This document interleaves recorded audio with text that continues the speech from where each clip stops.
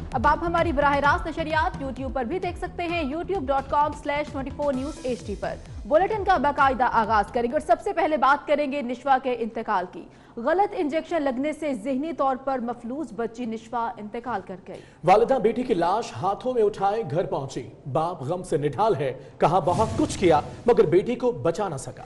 निशवा की नमाज जनाजा बाद नमाज इशा अदा की जाएगी, रिपोर्ट करेंगी मानिया शकील।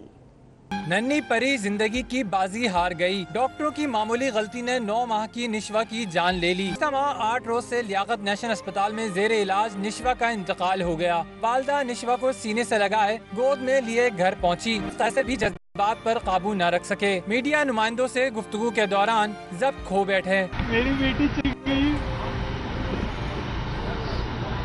प्लीज मिलके कुछ करो और जाके किसी और की बेटी ला जाए यार। नेशनल अस्पताल के तर्जुमान ने कहा निशवा की जिंदगी के लिए सरतोड़ कोशिशें की मगर उसे बचा न सके। निशवा के दिमाग का 71% हिस्सा मफलूज हो चुका था। तफ्तीशी अफसर भी निशवा के घर पहुंचे। मीडिया से गुफ्तगू में कहा मुकदमे में खता बिल कत्ल की दफा 322 शामिल कर दी गई है। तफ्तीशी अफसर ने गिरफ्तारियों से मुतालिक भी तफसीलात बताई। वज़ीर आला सिंध सैयद मुराद अली शाह ने भी निशवा के इंतकाल पर दुख और गम का इजहार किया है और कहा मुझे शदीद अफसोस है कि तमाम कोशिशों के बावजूद निशवा जिंदगी की बाजी हार गई।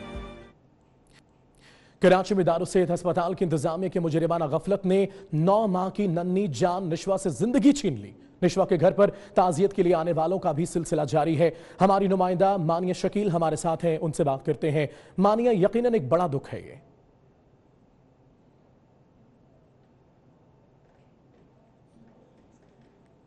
मानिया से राब्ता करते हैं। कराची में दारुस्सेहत अस्पताल की इंतजामिया की मुजरिमाना गफलत ने 9 माह की नन्ही जान निशवा से जिंदगी छीन ली। निशवा के घर पर ताजियत के लिए आने वालों का भी सिलसिला जारी है। निशवा के वालिद का कहना है कि खुदारा कुछ ऐसा कीजिए कि बाकियों की औलाद के साथ ऐसा न हो, इंतजामात ऐसे किए जाएं, इकदामात ऐसे किए जाएं। कराची में दारुस्सेहत अस्पताल के इंतजामिया की मुजरिमाना गफलत 9 माह की बच्ची हम में नहीं रही। मानिया शकील हमारे साथ हैं। मानिया शकील, घर में ताजियत के लिए आने वालों का तांता बंधा है, सूरत हाल क्या है?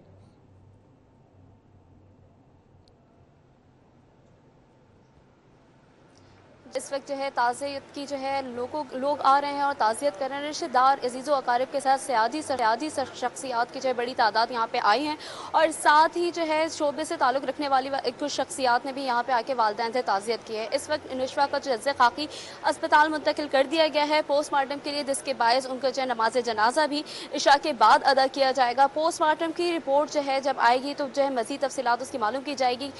सेहत कामरा यानी MLO जो है MLO की जानिब से तहकीकात अभी भी जारी हैं कि पोस्टमार्टम की रिपोर्ट के लिए उन्होंने 4 घंटे का वक्त दरकार है, जिसके बायस जो है असर में होने वाला नमाज जनाजा अब इशा के बाद अदा किया जाएगा। इस वक्त भी कई सियासी शख्सियात की आमद और रफ्त अभी भी जारी है। उसके साथ साथ और भी समाजी शख्सियात भी यहाँ पे आ चुकी हैं और आने वाली हैं और ख़ास तौर पर उनका सबका कहना यही है कि इस केस को मजीद इसकी तहकीकात की जाए और ख़ास तौर से इसकी बेहतर से बेहतर तहकीकात की जाए ताकि मजीद कराची में 2 हफ्तों से ज्यादा अरसे तक मौत से लड़ने वाली निशवा आखिरकार जिंदगी हार गई। निशवा की कब अस्पताल लाया गया और इलाज में क्या कुछ हुआ, ये जानते हैं इस रिपोर्ट में।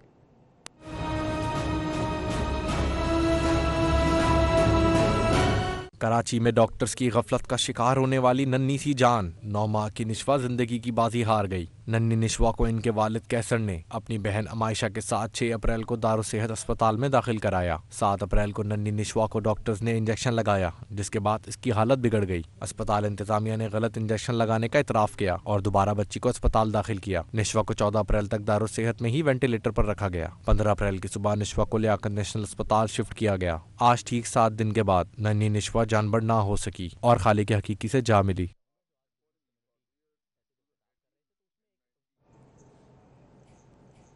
और दूसरी जानिब आपको बताएंगे कराची से ही, जहां पर एक और बच्ची को गलत इंजेक्शन लगने से बच्ची जाँ बहक हो गई। कराची में मुबैना तौर पर गलत इंजेक्शन लगने से एक और मासूम 4 साला रजिया जान की बाजी हार गई। पुलिस ने बरवक्त कार्रवाई करते हुए मुलजिम डॉक्टर इमरान को गिरफ्तार कर लिया था। पुलिस के मुताबिक बच्ची को शाम 6 बजे क्लिनिक लाया गया था, जिसके बाद उसे सेपोटेक्स का इंजेक्शन दिया गया था। बच्ची के वालिदैन ने अताई डॉक्टर इमरान को माफ करते हुए कहा कि डॉक्टर ने गलती पर माफी मांग ली है। हमने अपनी बच्ची के मौत का मामला अल्लाह पर छोड़ दिया है। लगाया था, सबने फ्रिज में रख दिया था, बाद में आके लगाने को बोला था मेरा बच्चा को। तो कितनी देर तक क्लिनिक में एडमिट किया था क्या? नहीं, वो छोटा सा क्लिनिक था, बस इलाज करके हम लोग चले गए थे। कौन से इलाके में? हमारे इलाके में मिला।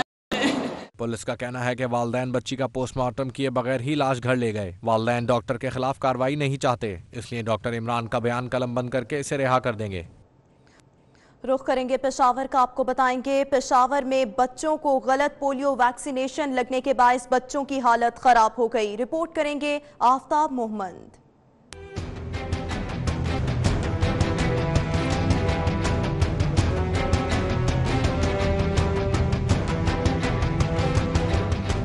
खैबर पख्तूनख्वा में पोलियो वायरस के खात्मे के लिए 6 रोजा मुहिम शुरू हुई तो वुडबीर के निजी स्कूल में पोलियो वैक्सीन के बाद बच्चों की तबीयत खराब हो गई। पेट दर्द और सर चकराने की शिकायत पर बच्चों को अस्पताल मुंतकिल कर दिया गया।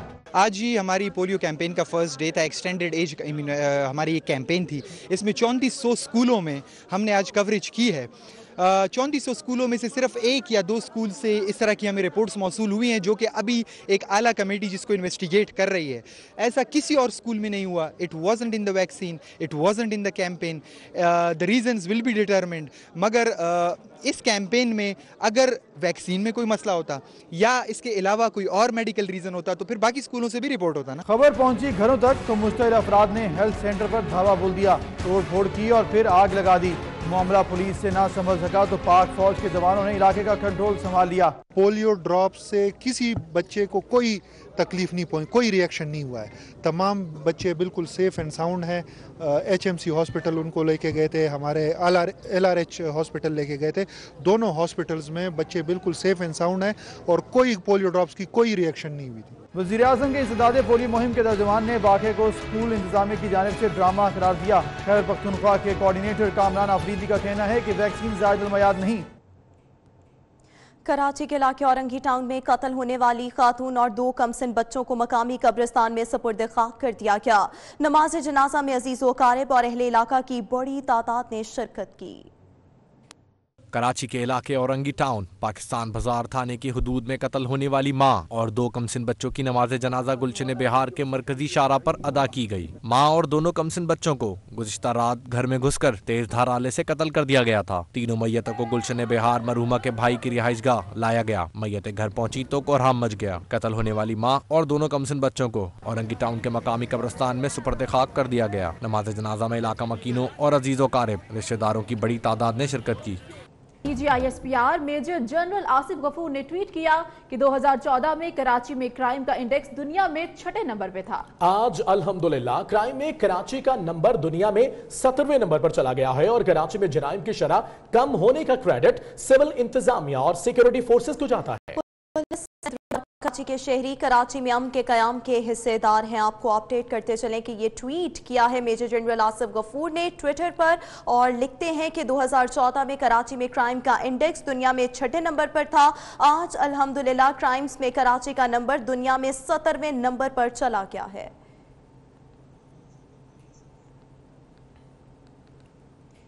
खबर आपको देंगे कराची जिना इंटरनेशनल एयरपोर्ट पर CAA और ASF के अमला एक दूसरे से उलझ पड़ा। तल कलामी के बाद धक्कम पेल भी हुई। CAA के मुलाजमीन और रिपोर्टर्स ने एहतजाजन काम बंद कर दिया है। रिपोर्टर्स ने एहतजाजन काम बंद किया जबकि आला हुकाम ने वाक़े की तहकीकात का भी हुक्म दे दिया है।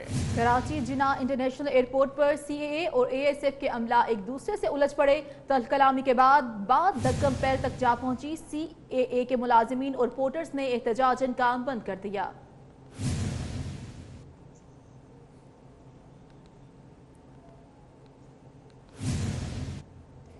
नारोवाल में 11 साला बच्ची को अगवा के बाद इज्तिमाई ज्यादती निशाना बनाकर कत्ल कर दिया गया। नामालूम मुल्ज़िमान ने बच्ची के हाथ बांधकर जिनसी तशद्दुद का निशाना बनाया। मुल्ज़िम बच्ची को ज्यादती के बाद गंदुम के खेतों में फेंककर फरार हो गए। शादी में शिरकत के लिए आए कोट अब्दुल मालिक के रिहायशी की सादिक फरीद की 11 साला बेटी जहरा को गुज़िश्ता रोज अगवा किया गया था।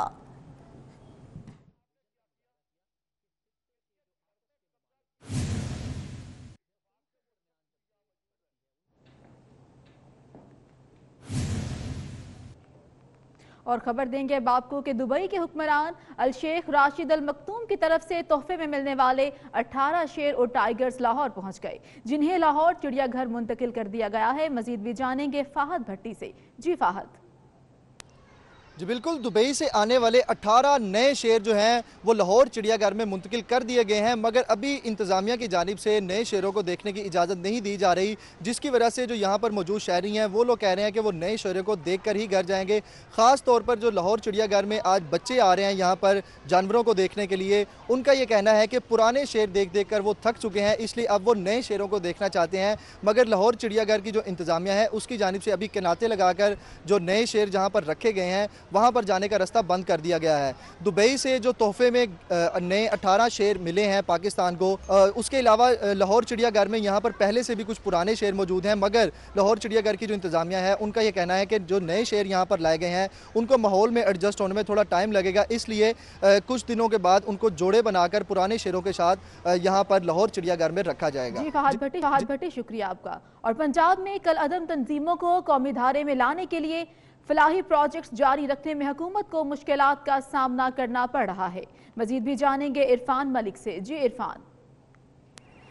जी बिल्कुल, नेशनल एक्शन प्लान के तहत हुकूमत की जानिब से जो कालादम तंजीमों के ज़ेर तमाम चलने वाले फलाही इदारे थे, जिसमें मदारिस थे, जिसमें स्कूल थे, डिस्पेंसरीज़ और एम्बुलेंसेस थी, इसको अपनी हुकूमती तहवील में लिया गया था और इसके तमाम तर इंतज़ाम जो थे वो हुकूमत ने करने थे।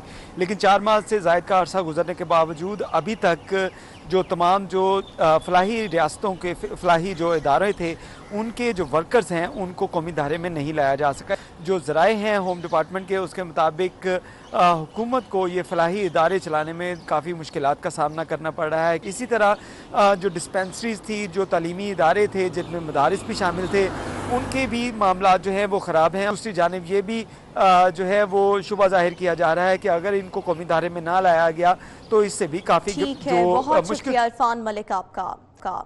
कौमी असम्बली में सवालात के जवाबात न मिलने पर अपोजिशन ने शदीद एहतजाज किया। अपोजिशन को शिकवा था कि वज़ीर दाखिला एजाज शाह की मौजूदगी में वज़ीर पार्लिमानी उमूर अली मोहम्मद खान क्यों जवाब दे रहे हैं। नून लीग के बरजीज ताहिर का कहना था कि वज़ीर दाखिला एजाज शाह को जवाब देने का पाबंद बनाया जाएगा। स्पीकर इस पर रूलिंग दे। इस दौरान एजाज शाह खड़े हो गए और उनका कहना था कि उन्हें बोलने दें, वो सारी कसर निकाल देंगे, जिस पर अपोजिशन ने फिर एहतजाज किया तो वज़ीर दिफा परवेज खटक ने कहा यह तय हुआ था कि क्रॉस टॉक नहीं होगी। वज़ीर दाखिला ने सवालात के जवाबात ना ब्रीफिंग ली और उन्हें दरगुजर करें। मैं सर अपोजिशन के ख्यालात की कदर करता हूं। This is how they love me sir, they want me to speak, ये they love me all sir, इसलिए मैं तुम्हारी सारी कसर काट दियांगा, बेफिक्र रहो जी प्लीज। सर मैं गुजारिश कर रहा हूं सर, कोई धमकी नहीं दी आपको, नहीं। नून लीग ने हुकूमत की बैड गवर्नेंस के खिलाफ पंजाब असेंबली की सीढ़ियों पर धरना दे दिया। अरकान का कहना है कि हुकूमत महंगाई पर काबू पाने में नाकाम हो चुकी। अपोजिशन लीडर हमजा शहबाज भी पंजाब असेंबली पहुंच गए। लीगी अरकान असेंबली पंजाब हुकूमत के खिलाफ नारेबाजी करते रहे। आपको अपडेट करते चले, ये सूरत हाल देखने में आई। नून लीग ने हुकूमत की बैड गवर्नेंस के खिलाफ पंजाब असेंबली की सीढ़ियों पर यह धरना दिया है। अरकान का इस हवाले से कहना है कि हुकूमत महंगाई पर काबू पाने में नाकाम हो चुकी है।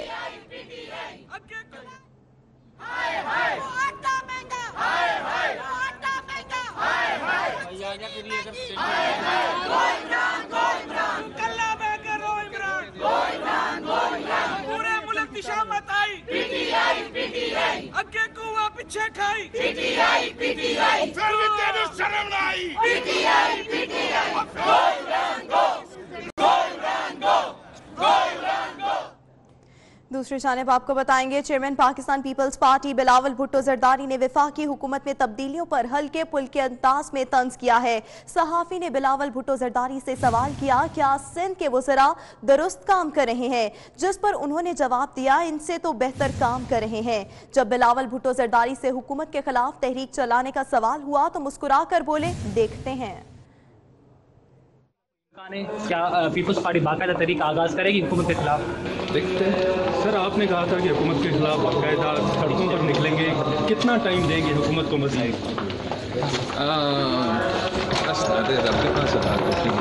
सर कोई आंसर नहीं। Deputy director NAB Karachi Nadeem Sajid को 3 माह के लिए मुअत्तल कर दिया गया। चेयरमैन नैब ने मुअत्तली के अहकाम जारी कर दिए। Chairman NAB justice retired Javed Iqbal का कहना है कि मेगा करप्शन केसेस को मंतकी अंजाम तक पहुंचाया जा रहा है। मुकदमात साल हा साल नहीं चलेंगे। तो आपको अपडेट करते चले, deputy director NAB Karachi Nadeem Sajid को 3 माह के लिए मुअत्तल किया गया है।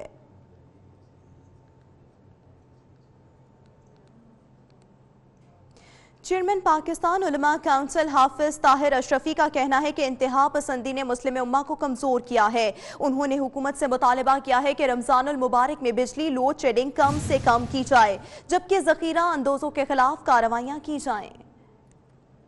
पाकिस्तान उलमा काउंसिल इंशाअल्लाह 1 रमजानुल मुबारक से 30 रमजानुल मुबारक तक मुल्क भर में इस्लाम का पैगाम ने अमन व सलामती और एतदाल के उन्वानात पर इज्तिमाआत मुनक्किद करेगी। हुकूमत से भी कहना चाहता हूँ कि रमज़ान में कम अज़ कम लोड शेडिंग जो है, बिजली की लोड शेडिंग, इसको कम से कम किया जाए, इस पर कंट्रोल किया जाए। इत्तेफाक के बाद खैबर पख्तूनख्वा काबीना में बड़े पैमाने पर रद्दोबदल का इम्कान है। ज़राए के मुताबिक वज़ीर आला महमूद खान ने इमरान खान से इजाजत मांग ली है। 4 नए वज़रा की शमूलियत और 1 को फारिग करने की सिफारिश कर दी। पेशावर से अजमत अली शाह की रिपोर्ट में जानिए। विफाक के बाद इमरान खान की नजरें खैबर पख्तूनख्वा की काबीना में तब्दीलियों पर हैं। ज़राए के मुताबिक खैबर पख्तूनख्वा की काबीना में बड़े पैमाने पर रद्दोबदल का इम्कान है, जिसके लिए वज़ीर आला महमूद खान ने वज़ीर आज़म से इजाजत तलब कर ली। सूबाई काबीना में 1 वजीर और मुशीर का महकमा तब्दील करने पर गौर किया जा रहा है। वज़ीर आला ने 1 वजीर को फारिग करने, 4 नए वज़रा को शामिल करने की सिफारिश की है। वज़ीर इत्तलात शौकत यूसुफ जई और मुशीर तालीम का महकमा तब्दील किया जा सकता है। वज़ीर ज़राअत मुहिबुल्लाह खान से वजारत वापस ली जा सकती है। मियां खलीकुर रहमान, आरिफ अहमद जई, रियाज खान और आगाज गंडापुर को काबीना में शामिल करने की तैयारी की जा रही है, जबकि मुशीर science and technology Kamran Bangash को महकमा आला तालीम का इजाफी चार्ज सौंपा जाने का इम्कान है। याद रहे कि वज़ीर आज़म इमरान खान ने वज़ीरिस्तान में जलसे के दौरान काबीना में रद्दोबदल का इशारा दिया था। पंजाब पुलिस से सेफ सिटी अथॉरिटी के इंतजामी इख्तियारात वापस लेने का फैसला कर लिया गया है। महकमे दाखिला ने सेफ सिटी के इंतजामी, माली और दीगर इंतजामात का कंट्रोल मांग लिया। मजीद जानते हैं नुमाइंदा 24 न्यूज अली रामे से। अली रामे बताएगा क्या फैसले सामने आए। जी बिल्कुल, ये महकमा दाखिला की तरफ से एक प्रपोजल जो है वो बनाया गया था और वज़ीर आला पंजाब से बाकायदा मंजूरी भी ली गई कि जो Punjab safe city authority act बनाया गया और अथॉरिटी बनाएगी, इसका मुकम्मल तौर पर अख्तियार जो है वो महकमा दाखिला पंजाब को दिया जाए, जबकि इससे कबल तमाम तर अख्तियारात जो हैं वो पंजाब पुलिस के पास थे। अब इसमें जो बिजनेस और रूल्स है 2011 उसमें नई तरमीम करने के बाद इसको बकायदा तौर पर पंजाब जो महकमा दाखिला पंजाब है इसका हिस्सा बनाया जाएगा और इसके लिए 2 से 3 जो कैबिनेट की मीटिंग्स है उसमें बकायदा तौर पर इसको डिस्कस भी किया जा चुका है और अब लास्ट प्रपोजल पे ये चल रहा है कि अब आखिरी दफ़ा जो है वो वज़ीर आला पंजाब की जो मंजूरी के बाद इसका बकायदा तौर पर नोटिफिकेशन किया जाएगा कि पंजाब सेफ सिटी अथॉरिटी के तमाम तर अख्तियारात, जिसमें माली अख्तियारात, इंतज़ामी अख्तियारात और जो दीगर कवानीन के हवाले से, चलान के हवाले से मुकम्मल अख्तियारात जो हैं वो महकमा दाखिला पंजाब के पास होंगे और इसका जल्द ज़राए ने बताया कि नोटिफिकेशन किया जाएगा, जिसके बाद मुकम्मल अख्तियारात जो हैं वो महकमा दाखिला पंजाब के पास होंगे सेफ सिटी। ठीक है, तफसीलात के लिए बहुत शुक्रिया। और सेंट्रल सिलेक्शन बोर्ड के शेड्यूल की समरी मंजूरी के बाद स्टेब्लिशमेंट डिवीजन को मौसूल हो गई। स्टेब्लिशमेंट डिवीजन ने अफसरों के कवायफ मुकम्मल करना शुरू कर दिए। ग्रेड 20 और 21 में तरक्की पाने वाले अफसरों को विफाक, पंजाब समेत अहम ओहदों पर तैनात किया जाएगा। सेंट्रल सिलेक्शन बोर्ड के शेड्यूल की समरी मंजूरी के बाद स्टेब्लिशमेंट डिवीजन को मौसूल हो गई है।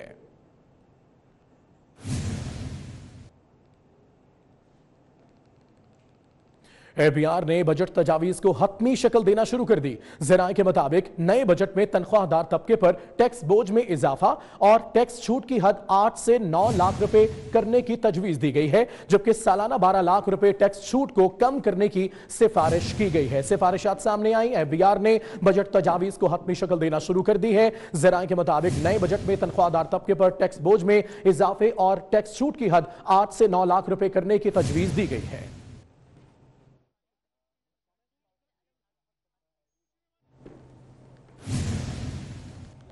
आगे बढ़ते हुए आपको बताएंगे ओपन मार्केट में डॉलर ने अपनी परवास जारी रखी। मजीद 10 पैसे महंगा होने से कीमत 142 रुपये 30 पैसे हो गई।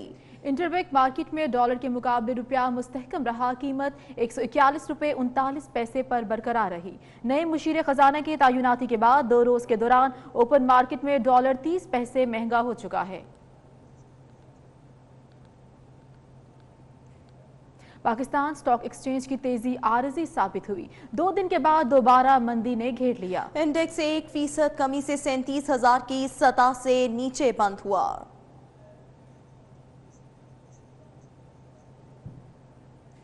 अभी आपको बराह रास्त कौमी ये चलेंगे, जहां पर chairman Pakistan Peoples Party Bilawal Bhutto Zardari इजहार ख्याल कर रहे हैं। जो PIF के पायलट है, हमारा जो पाकिस्तान की एयरफोर्स है, कि उन्होंने इतना बहादुरी के साथ भारत का जहाज को मरतबा फिर लाएंगे कौमी असम्बली के इजलास में, जहां chairman Peoples Party Bilawal Bhutto Zardari इजहार ख्याल कर रहे हैं। करना है कि ये वाकई तब्दील हो चुके हैं। अगर ये वाकई तब्दील हो चुके हैं तो उनको फिर उन वजीर को निकालना पड़ेगा जिनके ताल्लुक है कलंदन तंजीमों के साथ, जिनके राब्ते हैं दहशतगर्दों के साथ, जो माजी में उनके बयान मौजूद है, उनकी तस्वीरें मौजूद है, उनके वीडियो मैसेजेस मौजूद है।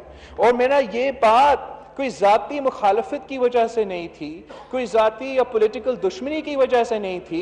ये बात पाकिस्तान की मुफाद की बात है। ये पाकिस्तान की पोजीशन को ज्यादा तगड़ा कर सकती थी। और मैंने इस पे भी सवाल किया, मैंने मीशत पे भी सवाल किया कि ये क्यों है, ये कैसा मुमकिन है कि इस मुल्क के अवाम, इस मुल्क के गरीब अवाम महंगाई की सुनामी में डूब रही हैं। गैस महंगी, बिजली महंगी, खाने पीने की अशिया महंगी, यहां तक कि दवाइयां भी महंगी।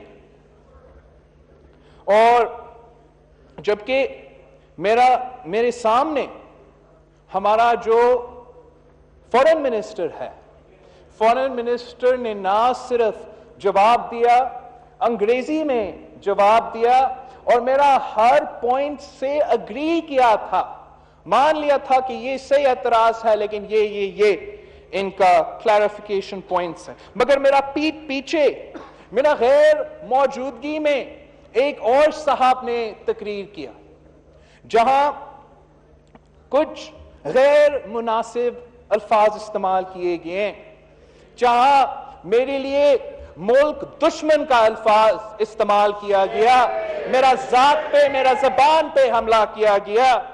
और मैं समझता हूं स्पीकर साहब कि ये बिल्कुल नहीं होना चाहिए, ये नहीं होना चाहिए। ना ये रूल्स के मुताबिक है, ना इस ऑनरेबल हाउस के रूल्स के मुताबिक है कि जब कोई मेंबर मौजूद नहीं हो आप उसके बारे में उसके नाम लेके इल्जाम लगाए और वो हो नहीं अपना दिफा करने के लिए। ये नामुनासिब बात है, ये नहीं होना चाहिए। लेकिन हमारे लिए इस किस्म के इल्जाम जो है ये कोई नया चीज नहीं है। शहीद मोहतरमा बेनजीर भुट्टो को भी मुल्क दुश्मन करार दे दिया गया, सिक्योरिटी रिस्क कहा गया। जब इस किस्म की अजीम शख्सियत के लिए इस किस्म के इल्जाम लग सकते हैं, जो वो लोग जो इस मुल्क के लिए अपने जान देते हैं उनके लिए भी इल्जाम ये लगते हैं। जब शहीद जुल्फिकार अली भुट्टो जैसे इस शख्सियत के लिए ये इल्जाम लग सकते हैं, जिसने इस मुल्क को एटॉमिक कुव्वत बनाया, जिसने 90,000 जंगी कैदी वापस दिलवाया, जिसने इस मुल्क में जमहूरियत दी, इस मुल्क को आईन दिया, अगर उसके लिए मुल्क दुश्मन का लफ्ज इस्तेमाल किया जा सकता है, अगर फातिमा जिन्ना जैसी शख्सियत के लिए मुल्क दुश्मन का लफ्ज इस्तेमाल किया जा सकता है, तो फिर यह हमारे लिए फख्र की बात है कि जमहूरियत दुश्मन कुव्वतें, हुकूमत के वजीर हमें भी खतरा समझते हैं। स्पीकर साहब, मगर मैं समझता हूं ना सिर्फ ये नहीं होना चाहिए, लेकिन अगर ये समझते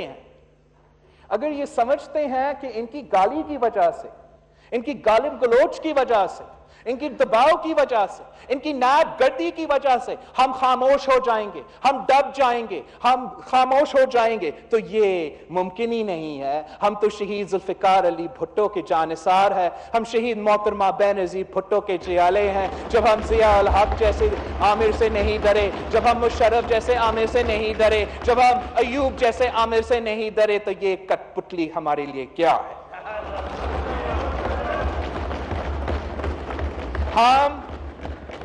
हम सच बोलते रहेंगे, हम इनकी धांधली और वोट चोरी को एक्सपोज करते रहेंगे, इनके झूठ, इनके धोखे को एक्सपोज करते रहेंगे, इनके अवाम दुश्मन और गरीब दुश्मन पॉलिसीज को एक्सपोज करते रहेंगे। और आपको हमें जवाब देना पड़ेगा, जमहूरियत में जवाब देना पड़ता है। आपने हमारा वजीर खजाना को क्यों निकाला? बताए तो सही। क्या आप मेरा मुतालबा को मान लिए थे कि ये साहब जो है इलेक्शन के दौरान एक यूनाइटेड नेशंस का कलदम तंजीम के साथ मिलकर इलेक्शन लड़ रहा था, इस बात पे निकाला गया? क्या आप मान लिए थे कि मैं सच कह रहा था, कि मैं सच बात कर रहा था कि इसमें वो सलाहियत नहीं है, ये तो पढ़ा लिखा जाहिल है, इसको क्या पता हुकूमत चलाना? आप मुझे करेक्ट करने जा रहे हो? क्या आपने वजीर खजाना को करेक्ट किया? इसको मैं एक्सपंज करता हूं, जाहिल लफ्ज। मिस्टर स्पीकर, आपने एक लफ्ज एक्सपंज किया वजीर खजाना का तकरीर से। ये दोगला पॉलिसी क्यों? आपको इंपार्शियल होना चाहिए। मैंने किसी को गद्दार नहीं कहा, मैंने किसी को मुख्य दुश्मन नहीं कहा, मैंने किसी का मां बाप पे तकलीफ नहीं किया, मैंने किसी का जबान पे तकलीफ नहीं किया। मैं पाकिस्तान की मफाद में बात कर रहा हूं। इस वक्त इस मुल्क के अवाम महंगाई की सुनामी में डूब रहे हैं। आपकी हुकूमत ने वजीर खजाना को हटा लिया, मान लिया कि हम नाअहल है, नालायक है, हमसे गलती हुई। हमें लेक्चर देने के बजाय उनको हमसे माफी मांगना चाहिए, मुझसे माफी मांगना चाहिए कि हमने 8 महीने तक अपना टाइम जाया कर दिया, इस मुल्क की गरीब का मुआशी कत्ल कर दिया, इस मुल्क की किसानों का मुआशी कत्ल कर दिया, इस मुल्क के मजदूरों का मुआशी कत्ल कर दिया।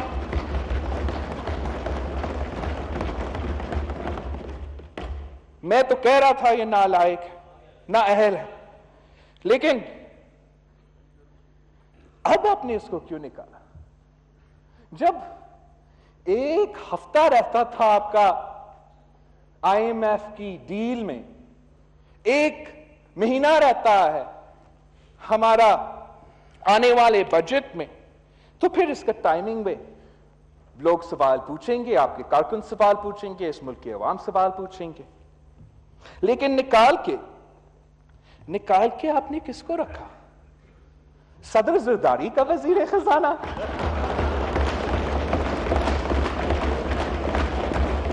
आप तो 10 साल से कहते आ रहे हो, 10 साल से कह रहे हो कि जो नुकसान हुआ हमने किया, हमारा वजह से हुआ, और देखो उस पे भी यू टर्न। अगर आप कहते थे कि जो नुकसान हुआ वो हमारी वजह से, जो कर्ज लिया गलत लिया, जो खर्च किया गलत खर्च किया गया, तो फिर आप वजीर से पूछे, अगर कर्ज लिया गया तो उसने कर्ज लिया, अगर खर्च किया गया तो उसने खर्च किया। और बात यहां खत्म नहीं होती। हमारा बेचारा फवाद भाई को क्यों निकाला? अफरीदी को क्यों निकाला? सरवरों की आनी को क्यों निकाला? वजीरों को निकालने से हमारा सिलेक्टेड वजीर आजम अपनी नाअहली और नाकामी नहीं छुपा सकती है। जी जी जी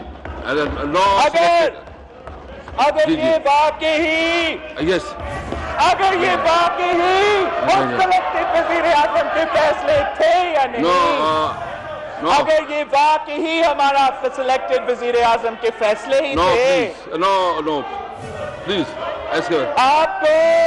आपको कैसे 8 महीने बाद पता लगा ये कि सिलेक्टेड को मैं एक्सपेंस करता हूं, का लफ्ज है, सिलेक्टेड लफ्ज इस्तेमाल ना करें। रिएक्शन है मिस्टर स्पीकर।